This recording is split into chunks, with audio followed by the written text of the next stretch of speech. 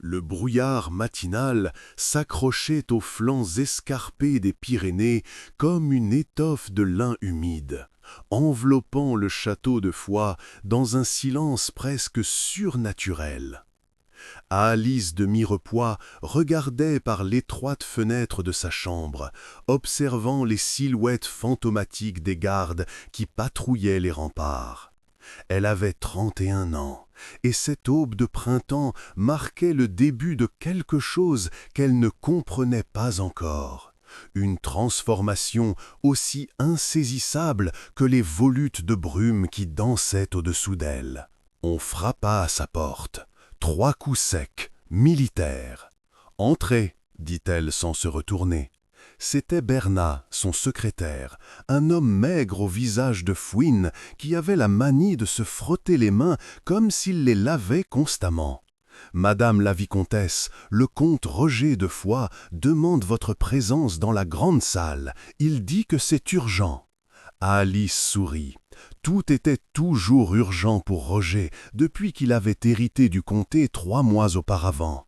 Le jeune homme de 24 ans avait l'enthousiasme débordant d'un chien de chasse, mais aussi la sagesse d'un. « Dites-lui que j'arrive. » Elle ajusta sa robe de laine brune, bordée de fourrure d'écureuil, et glissa ses pieds dans des bottines de cuir souple. Alice n'était pas une beauté selon les standards de l'époque. Son visage était trop anguleux, son nez trop prononcé, et ses mains portaient les cicatrices de quelqu'un qui avait travaillé.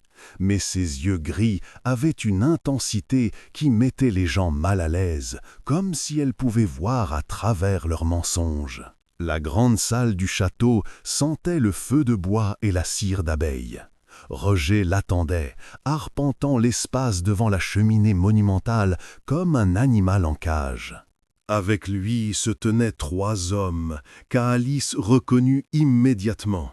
Guilhem de Durfort, le sénéchal au visage de pierre. Arnaud de Villemur, le maître des finances avec ses doigts tachés d'encre. Et Raymond, le frère cadet de Roger, qui la regardait avec une expression qu'elle ne parvenait pas à déchiffrer. « Ah, Alice !» Roger se précipita vers elle avec l'énergie d'un torrent de montagne. « Nous avons un problème, un gros problème. »« Racontez-moi, » dit-elle en s'asseyant sur le banc près de la fenêtre, croisant les mains sur ses genoux. Guilhem prit la parole, sa voix grave résonnant dans la salle. Raymond IXe de Toulouse se meurt. Les messagers sont arrivés cette nuit. Il a peut-être 1 semaine, 2 au plus. Alice sentit quelque chose se glacer dans sa poitrine. Raymond IX, le comte de Toulouse, était le pilier qui maintenait l'équilibre précaire du pouvoir dans toute la région du Languedoc. Sa mort créerait un vide que trop de personnes voudraient remplir. « Et son héritier ?» demanda-t-elle, bien qu'elle connaissait déjà la réponse. « Jeanne, sa fille unique, » répondit Arnaud en se frottant nerveusement les mains, mariée à Alphonse de Poitiers, le frère du roi de France. Le silence qui suivit était lourd de signification. Si Jeanne héritait, Toulouse passerait effectivement sous le contrôle de la couronne française. Tous les petits seigneurs du Languedoc, ces vicomtes et barons qui avaient maintenu une indépendance farouche pendant des générations, seraient avalés un par le royaume du Nord. « Vous comprenez ce que cela signifie » dit Roger en la fixant intensément. « Nous devons agir maintenant, avant que la nouvelle ne se répande, avant que les Français ne mobilisent. » Alice se leva lentement. « Que proposez-vous exactement, monseigneur ?» Roger échangea un regard avec ses conseillers. Une coalition. Tous les seigneurs du Languedoc, unis contre l'expansionnisme français. Nous commençons par sécuriser l'allégeance des vicomtes de Carcassonne, Béziers, Narbonne. Ensuite, nous contactons le roi d'Aragon. Il n'a aucun intérêt à voir les Français contrôler Toulouse. « C'est de la folie », dit Alice doucement. Roger se raidit. « C'est de la survie. » C'est une guerre que nous ne pouvons pas gagner. Elle marcha vers la fenêtre, regardant les montagnes au loin. Le roi Louis est plus puissant que n'importe quelle coalition que nous pourrions assembler. Il a l'appui du pape, des ressources inépuisables et la meilleure armée de la chrétienté. Vous proposez que nous nous rendions sans combattre ? La voix de Raymond était acérée, accusatrice. Alice se retourna pour le regarder. Raymond était différent de son frère aîné. Où Roger était impulsif et ardent, Raymond était calculateur et froid. Elle avait toujours senti qu'il la considérait comme une menace, et elle avait raison. « Je propose que nous soyons intelligents, dit-elle. Roger, votre père m'a nommée conseillère parce qu'il savait que je dirais la vérité, même quand elle est difficile à entendre. La vérité est que nous ne sommes pas assez forts pour défier la France. Pas seuls. C'est pourquoi nous formons une coalition, insista Roger. Les coalitions s'effondrent, elles s'effondrent toujours. Alice revint vers eux, sa voix prenant une qualité plus urgente. Écoutez-moi, nous avons une autre option. Au lieu de résister, nous négocions. Nous offrons notre allégeance à Alphonse de Poitiers maintenant, avant qu'il ne la prenne par la force. En échange, nous demandons des garanties, le maintien de nos droits, de nos privilèges, de notre autonomie locale. Le visage de Roger devint rouge. « Vous voulez que je m'agenouille devant les Français, que je trahisse mes pères ? Je veux que vous surviviez, que foi survive. » Elle le regarda droit dans les yeux. « Votre fierté n'est pas plus importante que la vie de vos sujets. » Guilhem intervint, sa voix mesurée. La vicomtesse a un point. Une reddition négociée est préférable à une défaite sanglante.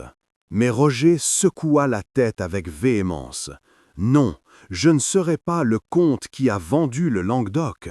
Mon père se retournerait dans sa tombe. » « Votre père, dit à Alice avec une pointe d'amertume, m'a appris à choisir mes batailles. Celle-ci n'en vaut pas la peine. » Roger la regarda longuement, puis tourna les talons et quitta la salle sans un mot. Ses conseillers le suivirent, sauf Raymond, qui s'attarda un moment, les yeux fixés sur Alice. « Vous avez peur, dit-il doucement. C'est pour ça que vous conseillez la lâcheté. » « J'ai peur que des milliers de personnes meurent pour rien, répondit-elle. Si c'est de la lâcheté, alors je suis une lâche. Raymond sourit, mais c'était un sourire sans chaleur. Vous savez ce que les gens disent de vous, à Alice ? Ils disent que vous avez trop d'influence sur mon frère, que vous le manipulez. Ils se demandent comment une simple fille de marchand est devenue la conseillère la plus puissante du comté. Les gens disent beaucoup de choses. Ils disent aussi que vous couchiez avec mon père, que c'est comme ça que vous avez obtenu votre position. Il fit une pause, savourant l'effet de ces mots. Était-ce vrai? Alice sentit la colère monter en elle, mais elle la maîtrisa. Sortez, je me demande ce que Roger penserait s'il savait la vérité sur vous. Raymond se dirigea vers la porte, puis se retourna. Faites attention à Alice, les temps changent, votre protection aussi. Quand il fut parti, Alice s'assit lourdement sur le banc. Ses mains tremblaient légèrement, ce qu'elle détestait. Raymond avait raison sur une chose, sa position était précaire. Elle n'était pas noble de naissance. Son père était Guillaume de Mirepoix, un marchand de laine prospère qui avait fait fortune en commerçant avec l'Aragon et la Catalogne. Quand elle avait 19 ans, le vieux comte Raymond Roger de Foix l'avait remarqué lors d'une visite commerciale. Non pas pour sa beauté, mais pour son esprit. Il cherchait quelqu'un qui comprenait le commerce, les chiffres, la logique du pouvoir. Il l'avait prise sous son aile, l'avait formée, lui avait appris la politique et la diplomatie. Oui, ils avaient été amants pendant un temps, mais c'était il y a longtemps, et ce n'était pas la raison de son influence. Elle avait gagné sa position par le mérite, par l'intelligence, par le travail acharné. Mais les gens préféraient croire les rumeurs scabreuses. Les jours suivants furent tendus. Roger refusa de lui parler, se retirant avec ses conseillers militaires pour planifier ce qu'Alice craignait être une catastrophe. Elle passa son temps à essayer de rassembler des informations, envoyant discrètement des messagers vers Toulouse, Carcassonne et même vers Paris. C'est Bernard qui lui apporta la nouvelle qui changerait tout. Il entra dans son bureau un soir, ses petits yeux brillants d'excitation. « Madame, j'ai quelque chose d'important. »« Asseyez-vous, » dit-elle en posant sa plume. Elle était en train de rédiger une lettre à son frère à Mirepoix, lui demandant conseil. Guillaume avait toujours eu un sens politique aiguisé. Bernat s'assit au bord de sa chaise, se frottant les mains avec nervosité. « J'ai un contact à Toulouse, un clerc dans l'entourage de Raymond VII. Il m'a envoyé un message par pigeon. »« Et ? » ?»« Le comte n'est pas mourant. » Bernat laissa les mots flotter dans l'air. Alice se figea. « Quoi ? » ?»« Il est malade, oui, mais pas à l'article de la mort. Les rumeurs ont été amplifiées délibérément. » « Par qui ? » ?»« Mon contact n'est pas sûr, mais il soupçonne quelqu'un dans l'entourage de Jeanne, ou peut-être Alphonse lui-même. » Alice se leva, son esprit s'emballant. Si les rumeurs étaient fausses, alors quelqu'un essayait de provoquer exactement la réaction que Roger avait eue, la panique, la formation précipitée d'une coalition, une action militaire prématurée. « Pourquoi ?» murmura-t-elle. « Pourquoi créer une fausse urgence ?» Bernat haussa les épaules. « Pour forcer la main des seigneurs du Languedoc ? Pour les pousser à se révéler ? Si quelqu'un planifie une rébellion, c'est mieux de le savoir maintenant, avant que le comte ne meure vraiment. » C'était logique, c'était même brillant d'une manière tordue. En semant la panique, on forçait les conspirateurs potentiels à sortir de l'ombre, et une fois qu'ils se seraient engagés dans une action ouverte, ils seraient vulnérables. « Roger, » dit-elle, « il faut que je parle à Roger. » Mais quand elle se précipita vers ses appartements, elle trouva la porte gardée. Le soldat secoua la tête. « Désolé, madame, le comte a donné des ordres, personne ne doit le déranger. »« C'est urgent !» Ses ordres étaient clairs. Alice sentit la frustration monter en elle. « Est-ce qu'il est seul ?» Le garde hésita, puis secoua la tête. « Non, madame, mais si Raymond est avec lui, et quelques autres. » Bien sûr, Raymond, l'homme qui voulait sa place, qui voulait l'influence qu'elle avait sur Roger. Elle pouvait imaginer ce qu'il disait en ce moment même, alimentant la paranoïa de son frère, renforçant l'idée qu'une action militaire était nécessaire. Elle retourna à son bureau et réfléchit. Elle avait besoin de preuves solides, pas seulement des rumeurs de seconde main. Elle avait besoin de savoir avec certitude si Raymond VII était vraiment mourant ou non. Et elle avait besoin de comprendre qui tirait les ficelles. Le lendemain matin, elle prit une décision qui changerait tout. Elle irait à Toulouse elle-même. « C'est de la folie, » dit Bernat quand elle lui annonça son plan. « Le voyage est dangereux, les routes sont infestées de brigands. » « Et si quelqu'un découvre que vous allez enquêter sur Raymond VII, vous pourriez être arrêté pour espionnage. »« Alors, je ne me ferai pas prendre, » dit-elle simplement. Elle partit avant l'aube, accompagnée seulement de 2 gardes de confiance et déguisée en veuve d'un marchand. Elle portait des vêtements simples, une cape sombre et avait caché ses cheveux sous un voile. Dans sa sacoche, elle avait des lettres de crédit de son frère qui lui donneraient accès à la communauté marchande de Toulouse. Le voyage dura 4 jours. Ils suivirent d'abord les routes de montagne, descendant des Pyrénées vers la plaine, puis longèrent l'Ariège jusqu'à ce qu'elle rejoigne la Garonne. Alice n'était pas sortie de Foix depuis 2 ans et elle avait oublié combien le monde était vaste et étrange. Dans un village nommé Pamiers, ils s'arrêtèrent pour la nuit dans une auberge bruyante qui sentait la bière aigre et la sueur. C'est là qu'elle fit une rencontre inattendue. L'homme était assis seul dans un coin, buvant du vin rouge avec une lenteur délibérée. Il portait l'habit d'un moine, mais il y avait quelque chose dans ses yeux qui suggérait qu'il n'était pas un homme d'église ordinaire. Quand il vit Alice entrer, il sourit et leva son gobelet dans sa direction.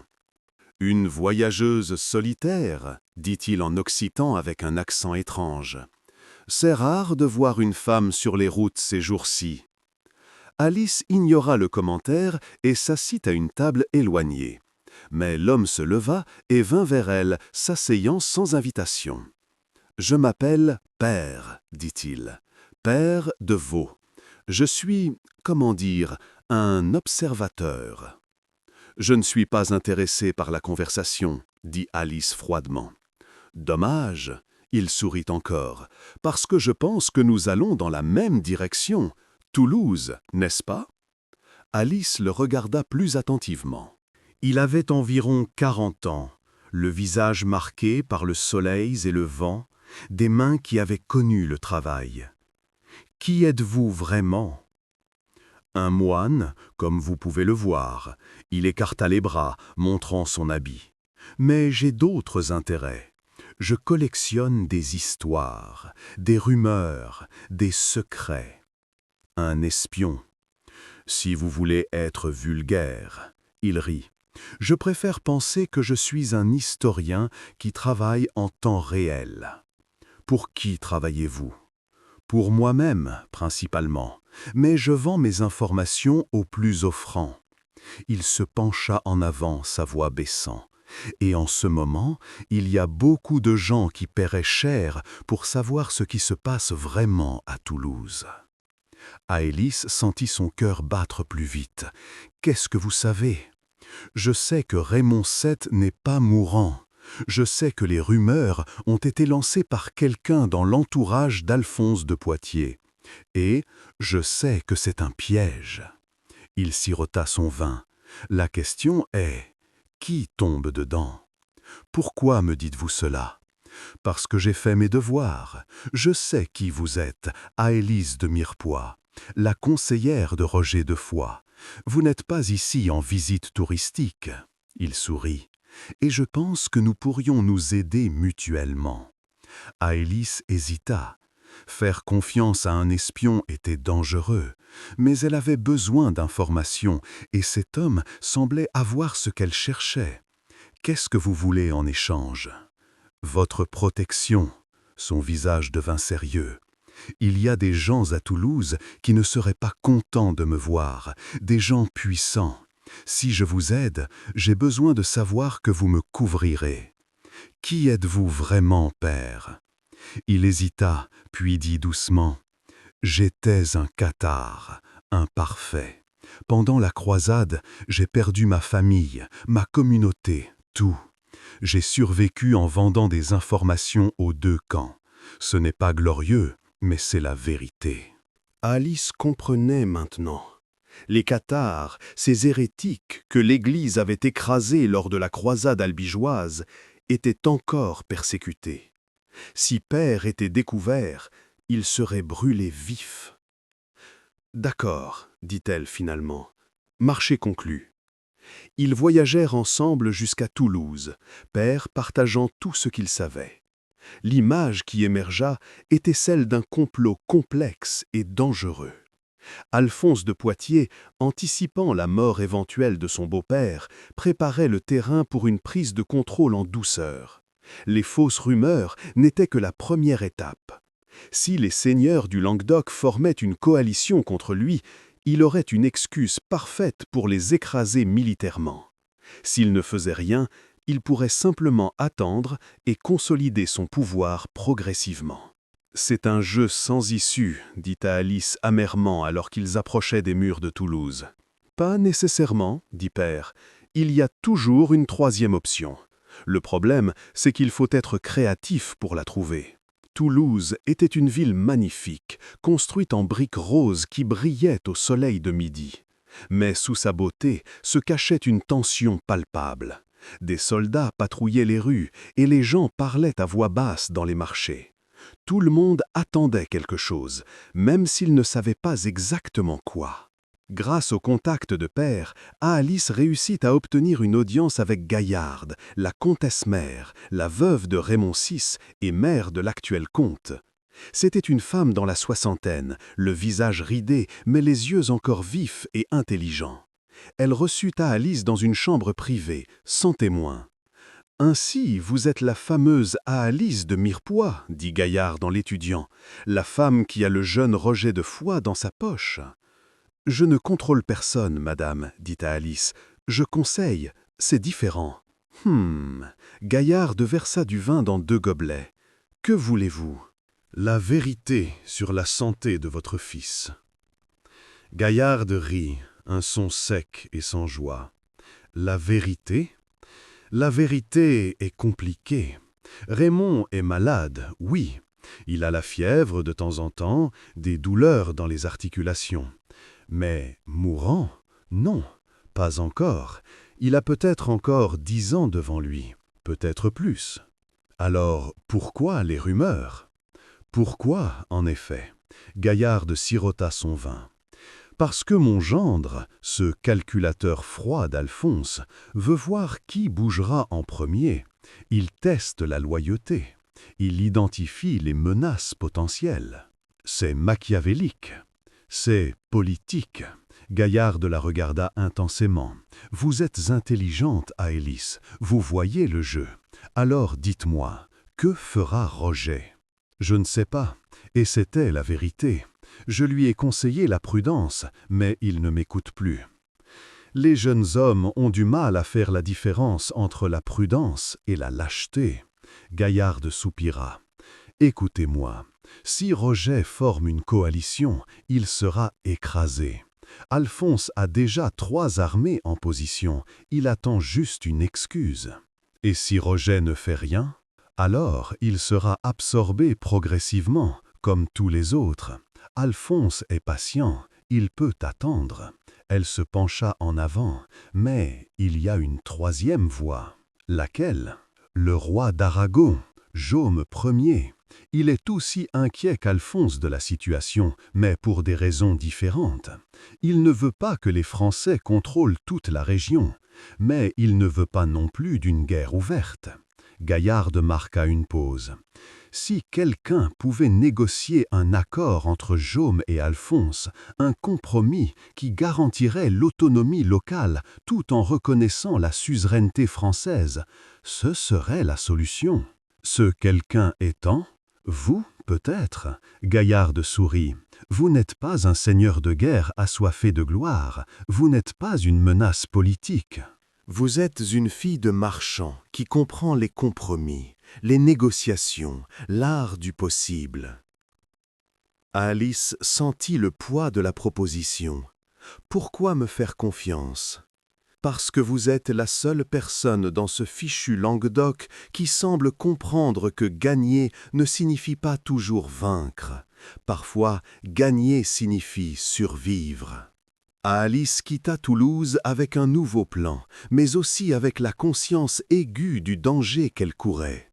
Si elle échouait, elle ne serait pas seulement discréditée, elle pourrait déclencher exactement la guerre qu'elle essayait d'éviter.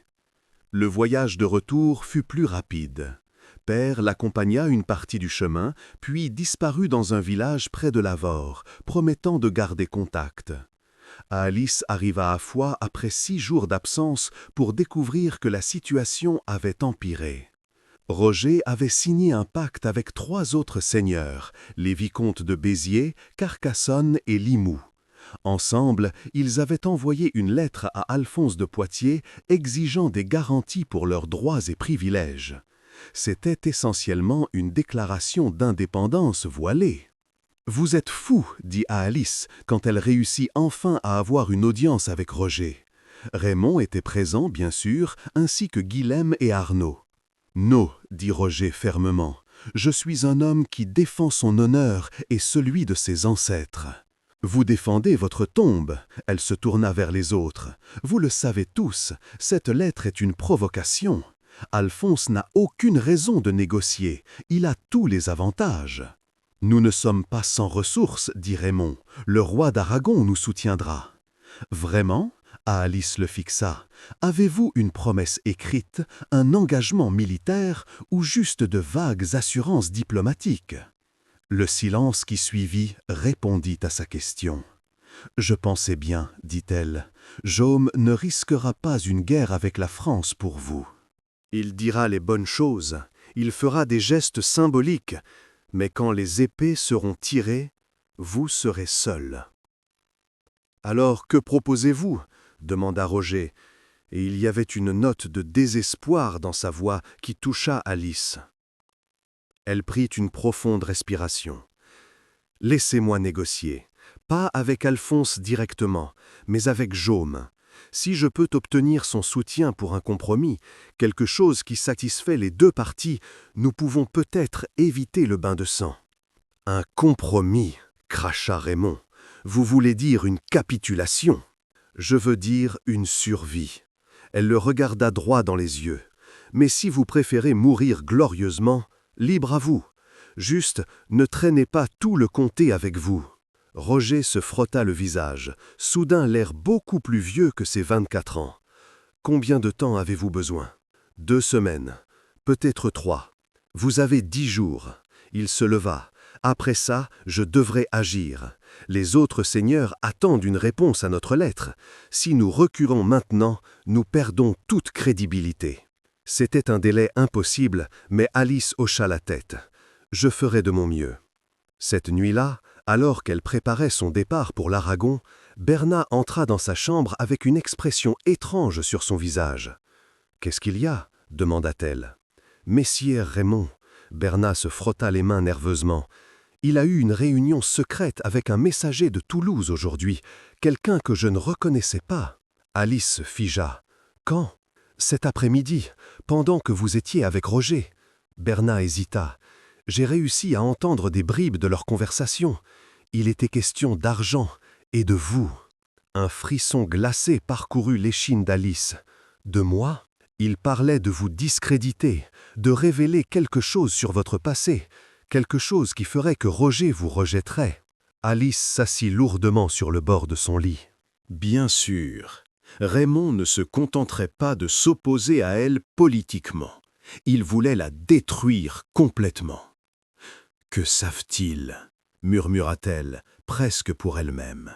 « Je ne sais pas, madame. » Berna la regardait avec inquiétude. « Mais j'ai pensé que vous devriez être prévenue. »« Merci, Berna. » Elle lui sourit faiblement. « Vous êtes un bon ami. » Après son départ, Alice resta éveillée longtemps, fixant le plafond. Elle avait des secrets, bien sûr, tout le monde en avait. Mais il y en avait un en particulier qui pourrait tout détruire s'il était révélé. 20 ans auparavant, quand elle avait 11 ans, son père avait fait faillite. Un partenaire commercial malhonnête l'avait escroqué, emportant presque toute la fortune familiale. Guillaume de Mirepoix était un homme fier, et la honte avait été trop grande. Il avait commencé à boire, à négliger ses affaires, à s'enfoncer dans le désespoir. C'était Alice qui avait sauvé la famille. Elle avait retrouvé l'homme qui les avait escroqués, un marchand catalan nommé Père et Blanc. Elle avait attendu, planifié, et puis, une nuit, elle avait mis du poison dans son vin. Ce n'était pas assez pour le tuer, mais assez pour le rendre si malade qu'il ne pouvait plus voyager, ne pouvait plus faire des affaires. Elle avait ensuite révélé ses escroqueries à d'autres marchands, détruisant sa réputation. Père Blanc était mort 6 mois plus tard, ruiné et brisé, et Alice avait récupéré l'argent de sa famille. Elle n'avait jamais dit à personne, même pas à son père, qui pensait que c'était simplement la justice divine. Mais si Raymond avait découvert cette histoire d'une manière ou d'une autre, s'il pouvait prouver qu'elle avait empoisonné quelqu'un, elle serait pendue ou brûlée, et tout ce pourquoi elle avait travaillé serait détruit. Le lendemain matin, elle partit pour l'Aragon avec une escorte de 5 gardes. Le voyage fut éprouvant, traversant les cols de montagne encore enneigés, suivant des sentiers de chèvres qui longeaient des précipices vertigineux. Mais Alice avait l'esprit ailleurs, ressassant sans cesse le problème de Raymond, cherchant une solution. Ils arrivèrent à Lérida après 4 jours de voyage épuisant. Le roi Jaume Ier tenait sa cour dans le palais de la Suda, une forteresse massive qui dominait la ville. Aalice utilisa les lettres de crédit de son frère pour obtenir une audience, se présentant comme une émissaire commerciale de foi. Jaume la reçut dans une salle somptueuse, décorée de tapisseries et de carreaux de faïence colorés. Il avait 57 ans, les cheveux et la barbe grisonnants, mais ses yeux étaient encore vifs. Il était connu comme le Conquérant pour ses campagnes militaires contre les Maures, et sa réputation de guerrier brillant et de négociateur rusé était méritée. « Une fille de marchand qui joue à la diplomatie, dit-il en l'étudiant avec amusement, c'est intéressant.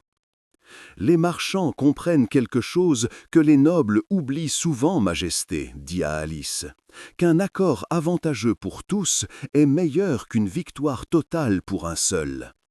Jaume rit. J'aime ça. Asseyez-vous. Dites-moi ce que vous voulez vraiment. Aalice lui expliqua la situation, les fausses rumeurs, le piège tendu par Alphonse, la réaction imprudente de Roger et des autres seigneurs. Elle décrivit le danger d'une guerre qui ne profiterait à personne et la possibilité d'un compromis qui satisferait toutes les parties. « Vous voulez que je négocie avec Alphonse » dit Jaume quand elle eut terminé, « que je garantisse l'autonomie des seigneurs du Languedoc en échange de leur reconnaissance de la suzeraineté française ?»« Exactement. Et qu'est-ce que j'y gagne ? La stabilité à votre frontière nord, la bonne volonté de seigneurs qui pourraient être des alliés utiles, et la satisfaction de savoir que vous avez évité une guerre inutile. » Jaume se pencha en arrière dans son trône, les doigts croisés sous son manteau. « Vous êtes persuasive. Mais il y a un problème. Alphonse ne me fait pas confiance, et je ne lui fais pas confiance. Nous avons été adversaires trop longtemps. C'est pourquoi il faut un intermédiaire. » Aalice prit une profonde respiration. « Moi, vous ?» Jaume haussa un sourcil. « Une fille de marchand sans titre, sans armée, sans rien ?»« Exactement. Je ne suis une menace pour personne. Je n'ai pas d'agenda caché. Je veux juste que les gens arrêtent de mourir pour des querelles stupides. » Elle le regarda intensément. « Donnez-moi une lettre, vos garanties, ce que vous êtes prêt à accepter comme compromis. Je l'apporterai à Alphonse. » Jaume la regarda longuement, puis sourit. « Vous êtes soit très courageuse, soit très folle. » Il se leva. « Très bien, vous aurez votre lettre. Mais si vous échouez, ne comptez pas sur moi pour vous sauver. Je ne compte sur personne d'autre que moi-même, Majesté. » La lettre prit 2 jours à rédiger, chaque mot pesé, chaque clause négociée. Quand elle fut terminée, c'était un document remarquable. Jaume acceptait de reconnaître la suzeraineté française sur Toulouse et ses dépendances, en échange de garanties écrites protégeant les droits et privilèges des seigneurs locaux et limitant l'ingérence directe de la couronne française dans leurs affaires internes. C'était un compromis, et comme tous les compromis, personne ne serait complètement satisfait. Mais c'était mieux qu'une guerre. Aalice quitta Lérida avec la lettre cachée dans son corsage, son cœur battant d'un mélange d'espoir et de terreur. Elle avait maintenant 3 jours pour atteindre Toulouse, négocier avec Alphonse et revenir à Foix avant que le délai de Roger n'expire. Mais le destin avait d'autres plans. Ils étaient à mi-chemin entre Lérida et Toulouse quand les bandits les attaquèrent. Ce n'était pas une bande ordinaire de voleurs de grands chemins. C'étaient des soldats professionnels, bien armés et bien organisés. Ils tuèrent 2 de ses gardes en quelques secondes, et les 3 autres furent rapidement submergés. Alice se retrouva désarmée, à genoux dans la poussière, entourée de lames.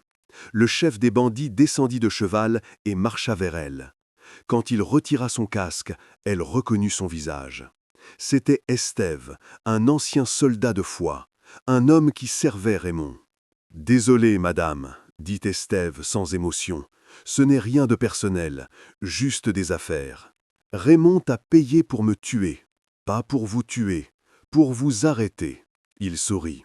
Si vous mourrez dans l'attaque, c'est regrettable, mais pas nécessaire. Nous avons juste besoin de la lettre. Alice sentit la panique monter en elle. Si Raymond obtenait la lettre, il pourrait la détruire, ou pire, la modifier pour servir ses propres fins. Tout ce qu'elle avait accompli serait anéanti. « Combien te paie-t-il » demanda-t-elle rapidement. Estève haussa les épaules. « 50 livres. Je t'en donnerai 100. Avec quel argent ? Mon frère est Guillaume de Mirepoix. Je peux obtenir l'argent, je te le jure. » Estève hésita, et Alice vit l'hésitation dans ses yeux. C'était une ouverture. Elle continua rapidement. « Pense-y, Estève, si Raymond obtient ce qu'il veut, il n'aura plus besoin de toi. Il te paiera pour cette mission, puis il te fera disparaître pour éliminer les témoins. Tu connais comment il fonctionne. Et vous me laisserez vivre. Je te promets que je ne chercherai pas de vengeance. Tu auras ton argent et ta liberté. » Elle le regarda droit dans les yeux. « Mais tu dois décider maintenant. » Estève regarda ses hommes, puis Alice. Finalement, il soupira. « Merde, d'accord. Mais je garde la moitié de tes gardes comme assurance jusqu'à ce que je reçoive l'argent. » Ce n'était pas idéal, mais Aélins n'avait pas le choix. Elle hocha la tête. Marché conclu. Estève et ses hommes partirent avec l'un des gardes comme otage, laissant Aélis avec les 2 autres. Elle continua vers Toulouse, mais chaque heure perdue pesait sur elle comme une pierre. Elle n'avait plus que 2 jours. Toulouse l'accueillit dans une atmosphère de tension accrue. Des troupes françaises étaient arrivées, campées à l'extérieur des murs. Alphonse de Poitiers était dans la ville, dans le palais comtal, préparant quelque chose. Aélis utilisa tous ses contacts, toute son influence pour obtenir une audience. Finalement, grâce à l'intervention de Gaillarde, elle fut admise. Alphonse de Poitiers était un homme de 35 ans, grand et mince, avec des yeux froids qui évaluaient constamment, calculaient. Il la reçut dans une salle privée, sans témoin. « Ainsi, la conseillère de foi, dit-il en français, forçant Aélis à parler une langue qui n'était pas sa langue maternelle. « Que me voulez-vous » ?« La paix, dit Aélis simplement.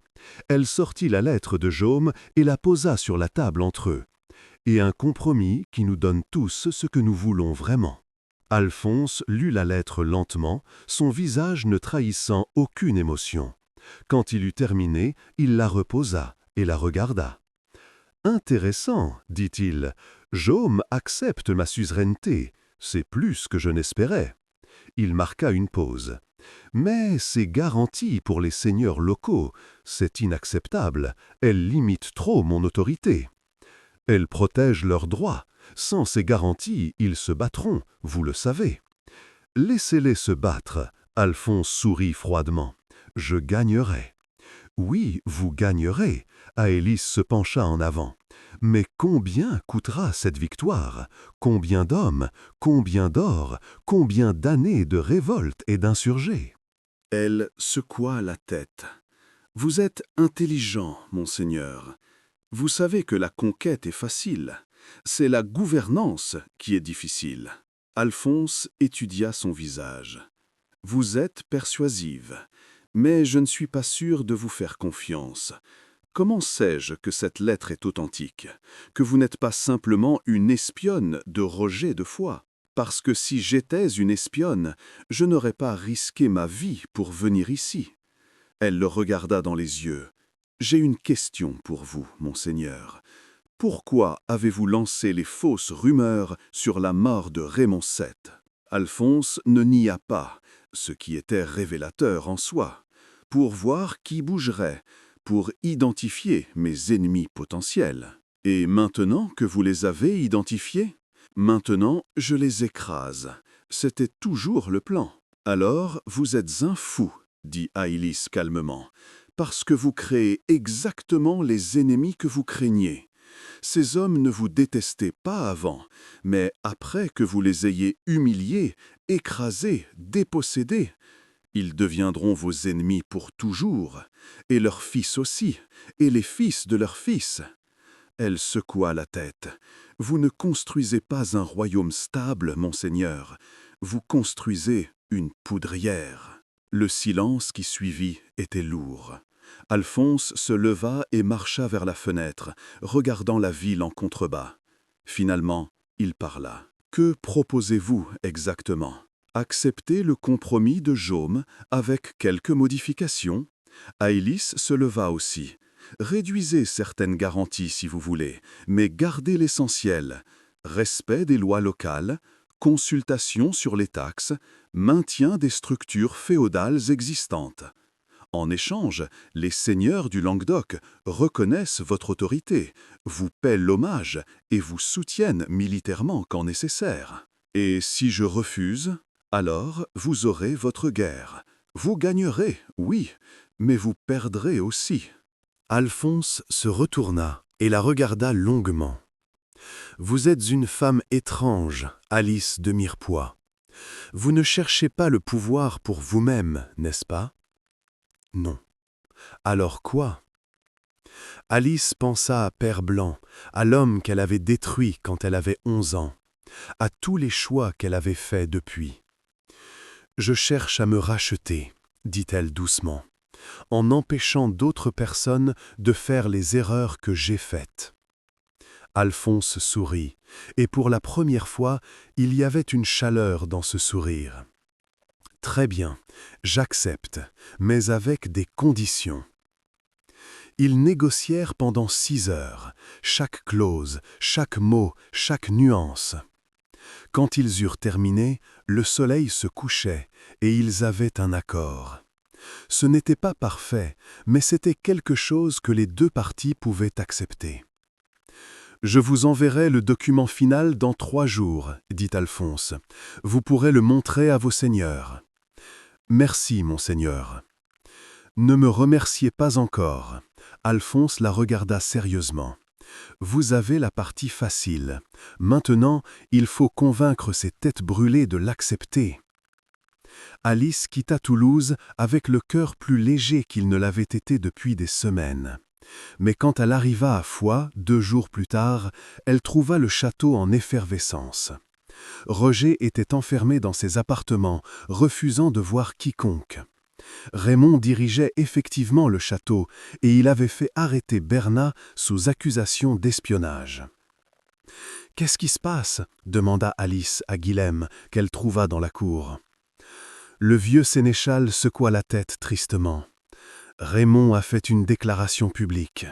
Il a accusé Bernat d'être un espion cathare et vous d'avoir protégé des hérétiques. Alice sentit son sang se glacer. C'est ridicule. Peut-être, mais il a des témoins, des gens qui disent vous avoir vu avec Père de Vaux. Guilhem la regarda avec inquiétude. C'est vrai ? Vous avez voyagé avec un cathare ? Aélis hésita. Mentir maintenant serait inutile. Oui, il m'aidait à découvrir la vérité sur Raymond VII. Mon Dieu, Guilhem se frotta le visage. Aélis, vous rendez-vous compte de ce que cela signifie? L'Inquisition. Ils viendront, ils voudront vous interroger. Je n'ai rien à cacher. Ça n'a pas d'importance. Guilhem baissa la voix. Raymond a également, il a fait des recherches sur votre passé, sur Père Blanc. Le monde sembla s'arrêter. Quoi? Il sait, Aélis, ou du moins, il soupçonne. Il dit qu'il a des preuves que vous avez empoisonné un homme. Aélis eut l'impression que le sol se dérobait sous ses pieds. C'était terminé. Tout était terminé.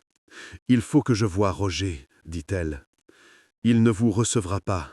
Raymond lui a dit que vous étiez une manipulatrice, une meurtrière, une hérétique. Roger est dévasté. Il pensait vous connaître. » Aélis sentit les larmes monter, mais elle les retint. Elle ne s'effondrerait pas, pas maintenant.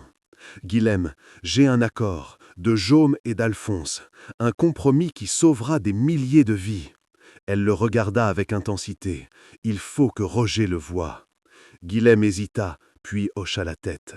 « Je vais essayer, mais je ne peux rien promettre. » Cette nuit-là, Aïlis attendit dans sa chambre, sachant que des gardes étaient postés devant sa porte, qu'elle était effectivement en résidence surveillée. Elle pensait à tout ce qu'elle avait fait, tous les choix qu'elle avait faits. Était-elle une meurtrière? Techniquement, oui. Elle avait détruit Père Blanc, mais il avait aussi détruit sa famille. La justice était-elle vraiment si simple? La porte s'ouvrit. C'était Roger. Il avait l'air terrible, les yeux rougis, les vêtements froissés. « Dites-moi que ce n'est pas vrai, » dit-il immédiatement. « Dites-moi que Raymond ment. » « Je ne peux pas. » Aïlis se leva. « C'est vrai, j'ai voyagé avec un cathare. J'ai empoisonné Père Blanc il y a 20 ans. Tout est vrai. » Roger vacilla comme si elle l'avait frappé. « Pourquoi ?»« Pour sauver ma famille, pour survivre. » Elle s'approcha de lui. « Roger, j'ai fait des choses terribles. Je ne peux pas les défaire. Mais j'essaie de me racheter. J'essaie de faire le bien maintenant. En me mentant, en me manipulant, je ne vous ai jamais menti sur ce qui importait vraiment. » Elle sortit le document d'Alphonse. « Voici l'accord, la paix, la survie, tout ce pourquoi j'ai travaillé. » Roger prit le document et le lut.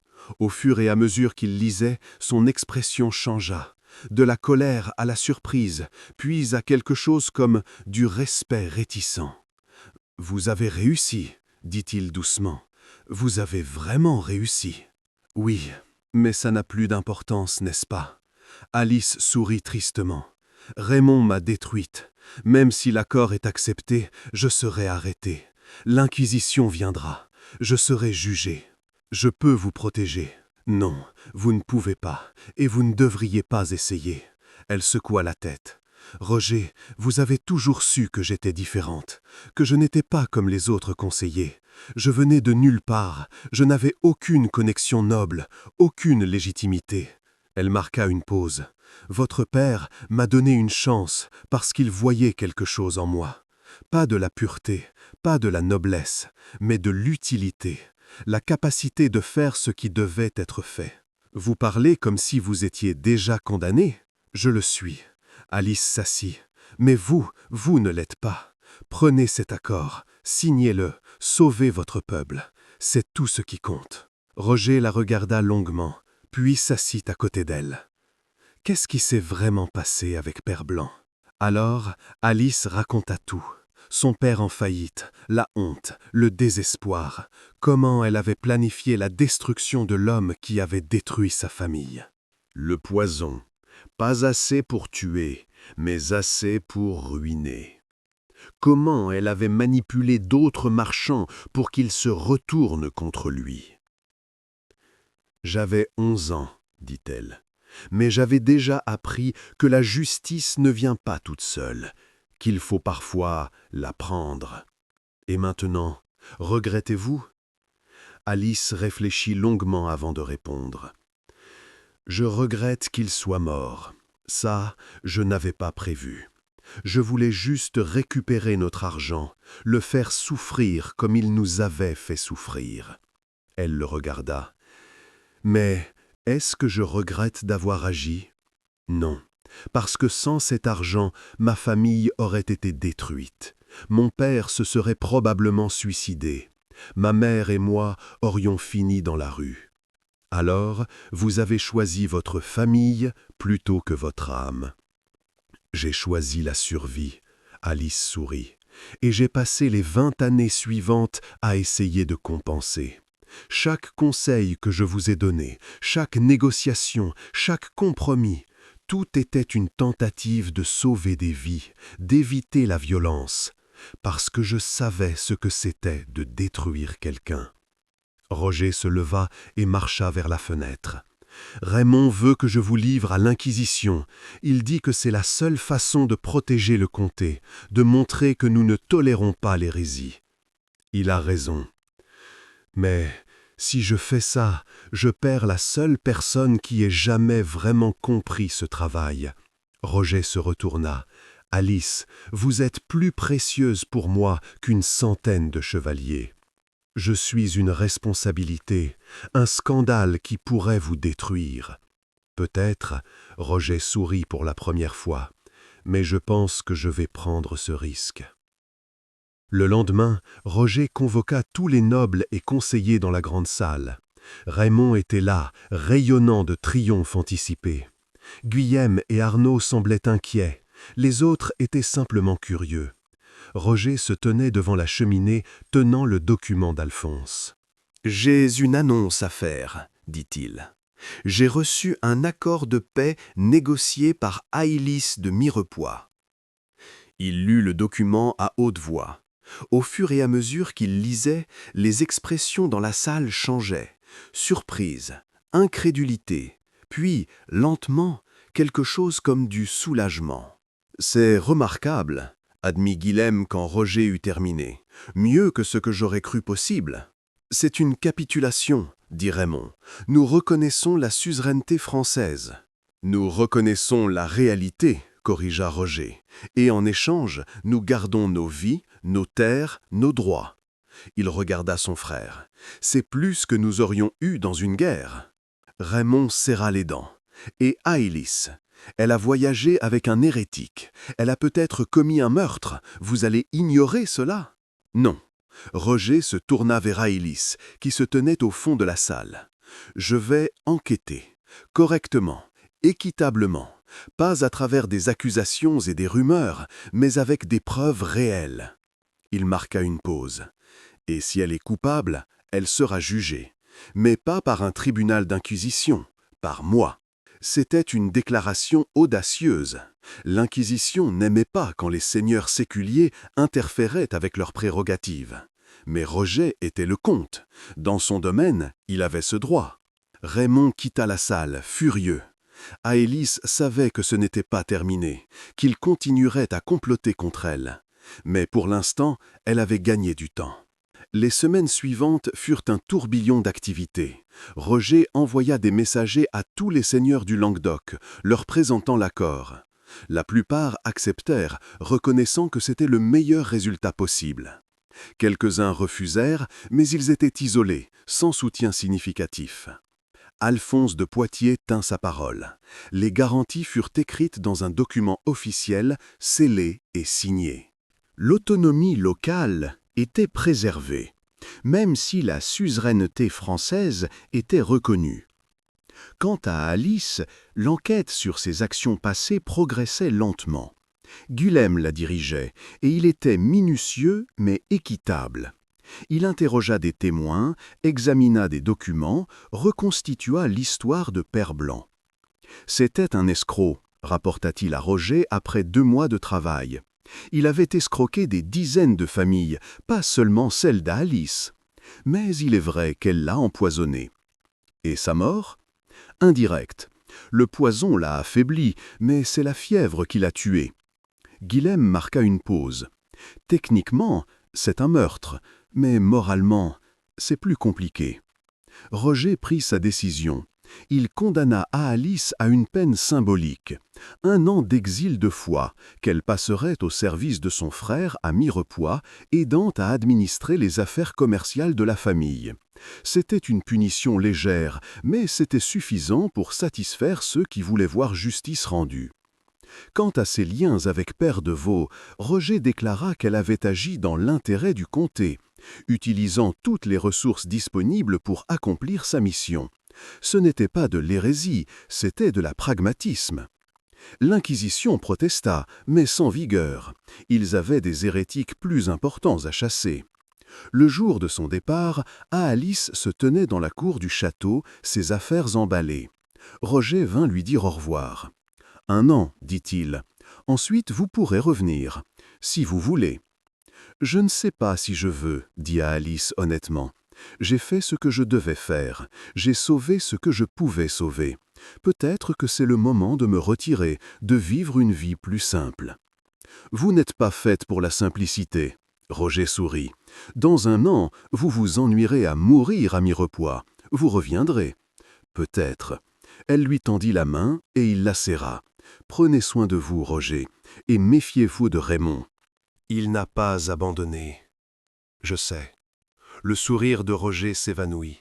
Mais je suis plus fort maintenant, grâce à vous. Aélis se chevaucha vers le sud, descendant des montagnes vers les plaines. Derrière elle, le château de Foix disparaissait dans la brume. Devant elle, une nouvelle vie l'attendait. Peut-être pas glorieuse, peut-être pas héroïque, mais sienne. Elle avait commencé comme une antagoniste dans l'histoire de quelqu'un d'autre, l'obstacle que Roger devait surmonter pour prouver sa bravoure et son indépendance. Mais elle avait fini par devenir quelque chose d'autre, pas un héros, pas un méchant, juste une personne essayant de faire le bien avec les moyens imparfaits qu'elle avait. En passant par un village, elle vit des enfants jouer dans la rue, leur rire résonnant dans l'air frais du printemps. Des femmes travaillaient dans les champs, plantant les graines qui deviendraient la récolte d'été. Des hommes réparaient une charrette cassée, plaisantant et riant. C'était pour eux qu'elle avait fait tout ça. Pas pour la gloire, pas pour le pouvoir, mais pour ces moments ordinaires de paix et de normalité que les gens prenaient pour acquis jusqu'à ce que la guerre les leur arrache. Elle pensa à Père Blanc, à l'homme qu'elle avait détruit il y a tant d'années. Elle ne pouvait pas changer le passé, mais elle avait fait quelque chose de bien maintenant. Elle avait sauvé des vies. Peut-être que c'était suffisant. Peut-être que la rédemption n'était pas une destination, mais un voyage, un processus de faire des meilleurs choix, jour après jour, même quand ils étaient difficiles. L'année à Mirepoix passa étrangement vite. Aélis travailla avec son frère, l'aidant à reconstruire l'entreprise familiale qui avait souffert de sa longue absence. Elle négocia des contrats, établit de nouvelles routes commerciales, forma de jeunes apprentis. C'était un travail satisfaisant, mais Guillaume avait raison. Elle s'ennuyait. Les nouvelles de Foix lui parvenaient régulièrement. Roger consolidait son pouvoir, appliquant l'accord avec sagesse et fermeté. Raymond avait été envoyé comme ambassadeur en Aragon, un exil doré qui le tenait éloigné des intrigues de la cour. L'équilibre précaire entre la couronne française et les seigneurs du Languedoc tenait, fragile mais réel. Quand l'année fut écoulée, Aélis fit ses bagages pour retourner à Foix. Mais la veille de son départ, un messager arriva avec une lettre surprenante. Ce n'était pas de Roger, mais de Jeanne de Toulouse elle-même. La lettre était brève et directe. Raymond VII était mort pour de vrai cette fois, et Jeanne avait besoin d'aide pour naviguer dans la transition complexe du pouvoir. Elle avait entendu parler d'Aélis, de son habileté à négocier, de sa capacité à voir au-delà des positions rigides vers les compromis possibles. Elle offrait un poste, conseillère personnelle de la nouvelle comtesse de Toulouse. C'était une opportunité extraordinaire. Toulouse était le cœur du Languedoc, le centre de tout ce qui importait politiquement. Travailler pour Jeanne signifierait influencer l'avenir de toute la région. Mais cela signifierait aussi abandonner Foix, abandonner Roger, qu'il avait protégé quand il aurait pu la sacrifier. Aélis regarda par la fenêtre de sa chambre d'enfance à Mirepoix, pensant. Finalement, elle prit sa plume et écrivit 2 lettres. La première était pour Jeanne, acceptant le poste mais avec une condition. Elle passerait 6 mois par an à Toulouse et 6 mois à Foix, servant les 2 cours. C'était inhabituel, mais si quelqu'un pouvait le faire fonctionner, c'était elle. La seconde était pour Roger, expliquant la situation et lui demandant sa bénédiction. Elle ne savait pas comment il réagirait, mais elle devait être honnête avec lui. Sa réponse arriva 1 semaine plus tard. Il était bref. « Faites ce que vous devez faire. Vous avez gagné le droit de choisir votre propre chemin. Mais n'oubliez pas où vous avez des amis. » C'était suffisant. Aélis de Mirepoix partit pour Toulouse au printemps de sa 33e année, commençant un nouveau chapitre de sa vie. Elle n'était plus l'antagoniste dans l'histoire de quelqu'un d'autre. Elle n'était même plus simplement une conseillère. Elle était devenue quelque chose de plus rare et de plus précieux, un pont entre des mondes différents, une voie de raison dans un temps de chaos. Les années suivantes furent difficiles, pleines de défis et de compromis. Mais Aélis avait appris qu'il n'y avait pas de solution parfaite, seulement des choix moins mauvais. et elle avait appris que la rédemption n'effaçait pas le passé, mais créait un avenir différent. Elle ne devint jamais célèbre. Les chroniques de l'époque mentionnent à peine son nom. Mais dans les villages des Pyrénées, dans les marchés de Toulouse, dans les cours des petits seigneurs du Languedoc, on se souvenait d'elle. On se souvenait de la femme qui avait choisi la paix plutôt que la gloire, la survie plutôt que l'honneur, la vie plutôt que la mort. Et peut-être que c'était la seule immortalité qui valait vraiment la peine. Des décennies plus tard, quand Aélise était vieille et fatiguée, quand ses mains tremblaient trop pour tenir une plume et que ses yeux ne pouvaient plus lire les petits caractères des contrats, elle s'assit dans le jardin du château de Foix, où elle avait passé tant d'années de sa vie. Roger était mort depuis longtemps, remplacé par son fils, qu'il avait nommé conseillère honoraire. Un jeune clerc vint la trouver, cherchant conseil sur une négociation difficile. « Comment savez-vous quand faire un compromis et quand tenir bon ?» demanda-t-il. Aélise sourit, les souvenirs défilant dans son esprit comme des feuilles dans le vent. « Tu ne le sais jamais vraiment, dit-elle. Tu fais de ton mieux. Tu écoutes ton cœur, mais tu utilises ta tête. Et quand tu fais une erreur, parce que tu en feras, tu essaies de la réparer. C'est tout ? Non. Elle le regarda sérieusement. Tu te souviens que chaque décision que tu prends affecte des vraies personnes. Pas des pièces sur un échiquier politique, pas des nombres dans un registre, mais des êtres humains, avec des familles, des rêves, des peurs. Elle marqua une pause. Si tu peux garder ça à l'esprit, tu ne te tromperas pas trop. Le clerc hocha la tête et partit, laissant Alice seule avec ses pensées. Elle ferma les yeux, sentant le soleil chaud sur son visage, écoutant le bourdonnement des abeilles dans les fleurs du jardin. Elle avait vécu une longue vie, pleine de triomphes et de tragédies, de succès et d'échecs. Elle avait détruit un homme et sauvé des milliers. Elle avait été haïe et respectée, crainte et admirée. Mais au final, ce n'était pas le jugement des autres qui importait, c'était son propre jugement sur elle-même. Avait-elle été une bonne personne? Probablement pas. Mais avait-elle essayé de faire le bien? Oui. Et dans un monde aussi compliqué et imparfait que celui dans lequel elle vivait, peut-être que c'était suffisant. Le soleil déclinait lentement vers l'horizon, baignant les montagnes dans une lumière dorée. Dans le village en contrebas, les cloches de l'église sonnaient, appelant les fidèles à la prière du soir. Des fumées s'élevaient des cheminées, portant l'odeur du pain et du ragoût. C'était une scène paisible, ordinaire, banale. Mais c'était aussi quelque chose de miraculeux. La vie continuant, simple et précieuse, grâce en partie au choix qu'elle avait fait tant d'années auparavant. Alice de Mirepoix mourut cette nuit-là, dans son sommeil, sans douleur. On l'enterra dans le petit cimetière près du château, sous un simple marqueur de pierre qui portait seulement son nom et les dates de sa naissance et de sa mort. Mais dans les mémoires de ceux qui l'avaient connue, dans les histoires racontées autour des feux de camp et dans les tavernes, elle vivait encore. Pas comme une héroïne de légende, mais comme quelque chose de plus réel et de plus précieux. Un exemple de ce qu'une personne ordinaire pouvait accomplir avec du courage, de l'intelligence et la volonté de faire les bons choix, même quand ils étaient difficiles. Et c'était son véritable héritage, pas la gloire, pas le pouvoir, mais la preuve que même les gens imparfaits, avec des passés compliqués et des péchés non résolus, pouvaient encore faire une différence, pouvaient encore changer le monde, un compromis à la fois. Les années passèrent, les générations se succédèrent. Le Languedoc changea, absorbé progressivement par la France, ses particularités locales s'estompant lentement.